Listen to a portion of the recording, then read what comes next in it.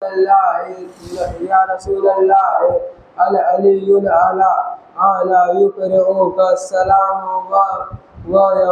ويخصك بالتحية والإكرام ويقول لك وعزتي وجلالي إني ما خلقت سماء مبنية ولا أرضا مدهية ولا قمرا منيرا ولا شمسا مضيئة ولا فلكا يدور ولا بحرا يجري ولا فلكا يسري إلا لأجلكم ومحبتكم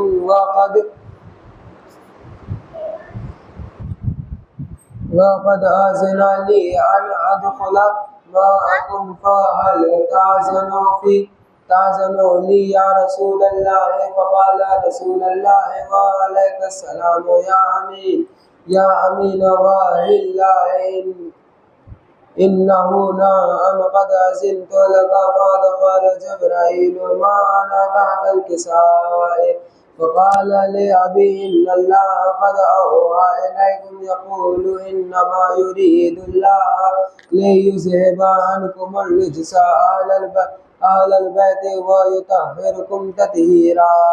اللهم صل على محمد وآل محمد وسلم.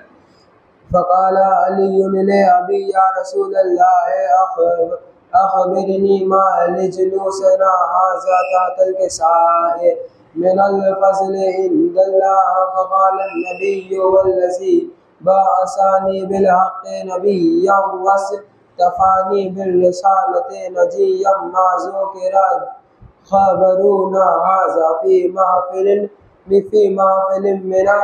من محافل أهل الأرض وفيه جمع من شيعتنا ومحبينا إلا ونزلت عليهم الرحمة وحفت بهم الملائكة